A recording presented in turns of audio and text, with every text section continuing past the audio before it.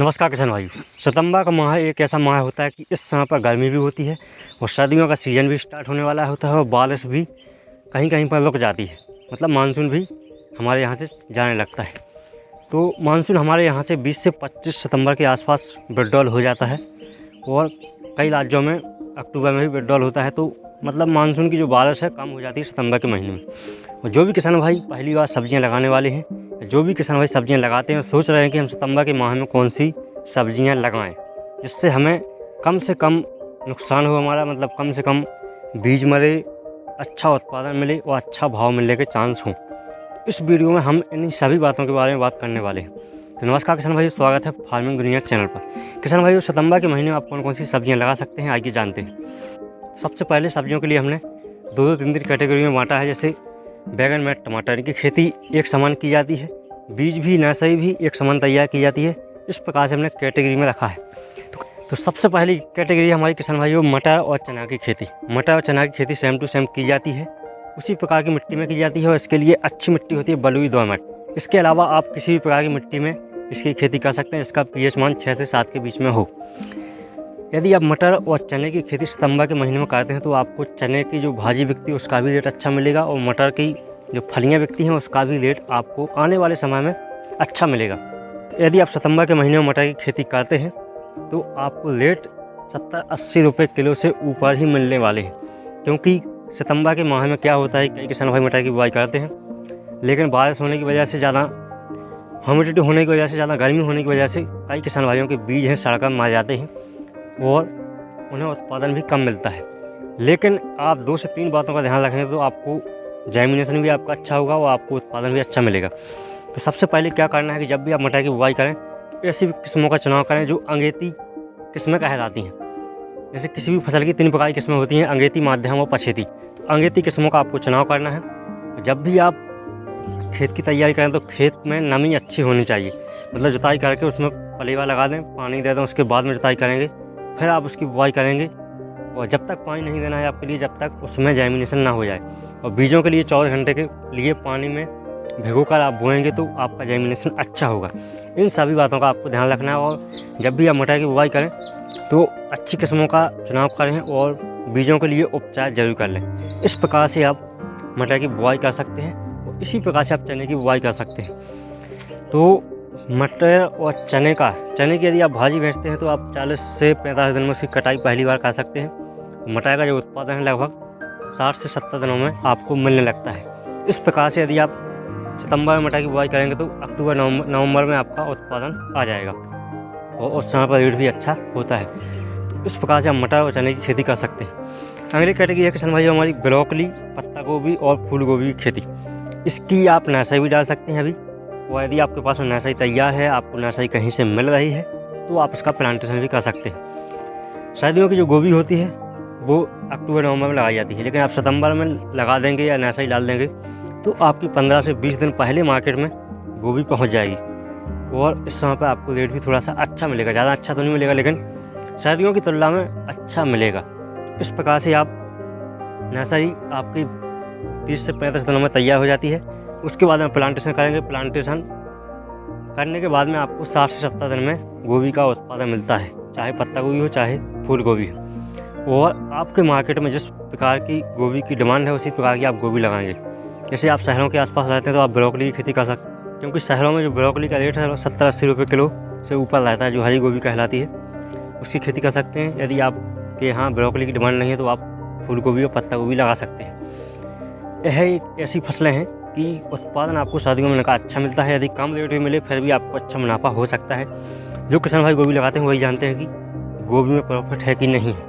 तो गोभी एक ऐसी फसल है कि बहुत जल्दी तैयार होने वाली, बहुत ही अच्छा पैसा देने वाली सर्दियों में, और पूरा पैसा आपको एक साथ मिलता है गोभी का। तो इसलिए जो सब्जियों की खेती में फुटकर की समस्या होती है, बार बार पैसा आता है, थोड़ा थोड़ा वो खर्च होता जाता है, वो भी समस्या आपको फूल गोभी में नहीं होती है। इस प्रकार से आप गोभी की खेती कर सकते हैं। और यदि आप शिफ्ट बाय शिफ्ट गोभी लगाएंगे तो आपको रेट भी अच्छा मिलेगा। और मार्केट में यदि रेट डाउन हो जाता है सर्दियों के दिनों में तो भी आपको आने वाले दिनों में रेट अच्छा मिल सकता है। इसलिए आप जैसे आपको 2 एकड़ में गोभी लगाना है तो आप आधा एकड़ में पहले लगा दें, आधा एकड़ में बाद में लगा दें, 1 एकड़ में बाद में लगा दें। इस प्रकार से 15 दिन का गैप रख के यदि आप गोभी लगाएंगे तो आपको रेट अच्छे मिलने के चांस होते हैं। अगली कैटेगरी है किसान भाई हमारी बैगन में टमाटर। इसकी आप नर्सरी अभी डाल सकते हैं और नर्सरी तैयार है तो आप इसका प्लांटेशन कर सकते हैं। लेकिन जब भी आप सर्दियों के लिए बैगन में टमाटर की खेती करें तो सितंबर में आप इसका प्लांटेशन कर दें, क्योंकि सितंबर का माह गर्म होता है, अक्टूबर में भी थोड़ी सर्दियाँ कम होती हैं। इस समय पर यदि आपकी फ्रूटिंग स्टार्ट हो गई तो आपका उत्पादन अच्छा रहता है। यदि दिसंबर और जनवरी में फ्रूटिंग स्टार्ट होगी तो उस समय पर आपका उत्पादन कम मिलेगा, क्योंकि सर्दियाँ बढ़ जाती हैं, उसकी वजह से आपको उत्पादन कम मिलता है, क्योंकि यह गर्म मौसम की फसलें हैं बैगन में टमाटर। तो बैगन में टमाटर की आप नर्सरी भी डाल सकते हैं। 20 से 25 दिन में नर्सरी तैयार हो जाती है अभी इस समय पर, और यदि नर्सरी तैयार है तो आप प्लांटेशन कर सकते हैं।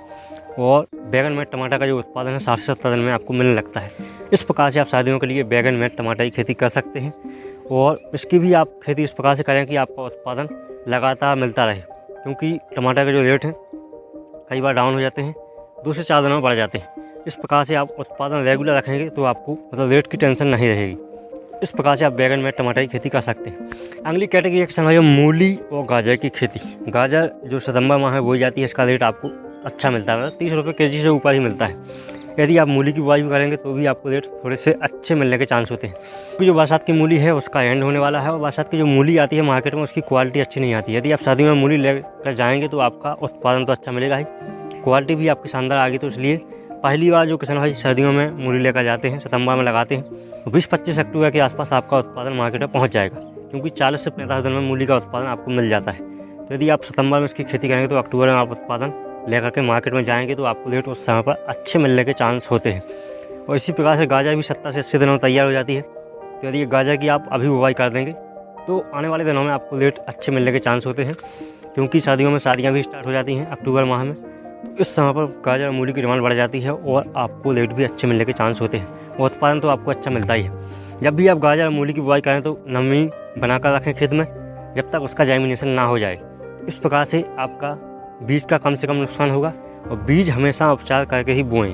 जो भी आप मिट्टी में बीज डालते हैं उसको उपचार करके बोएंगे तो फंगस लगने के चांस कम हो जाते हैं, बीमारियां कम लगती हैं, और जर्मिनेशन आपका अच्छा हो जाता है। यदि बारिश भी हो जाती है तो भी आपका जो बीज है सड़ेगा नहीं। इस प्रकार से छोटी छोटी बातों का ध्यान रख करके आप सब्जियाँ लगाएंगे, खेती करेंगे तो आपको अच्छा मुनाफा हो सकता है आने वाले दिनों में। किसान भाई अगली कैटेगरी हमारी पालक है, धनिया की खेती।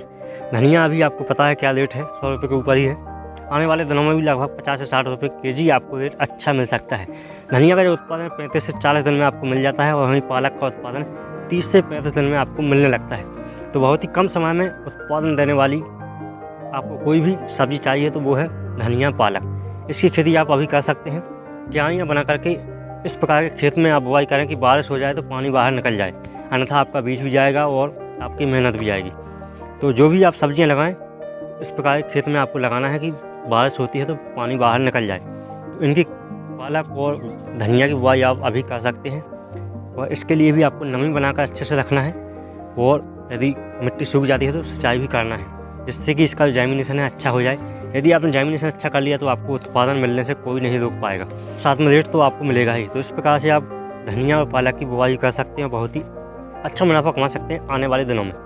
इस प्रकार से आप किसान भाइयों इन सब्जियों को लगा करके आप आने वाले दिनों में थोड़ा सा अच्छा रेट प्राप्त करेंगे, वो अच्छा उत्पादन आपको मिलेगा।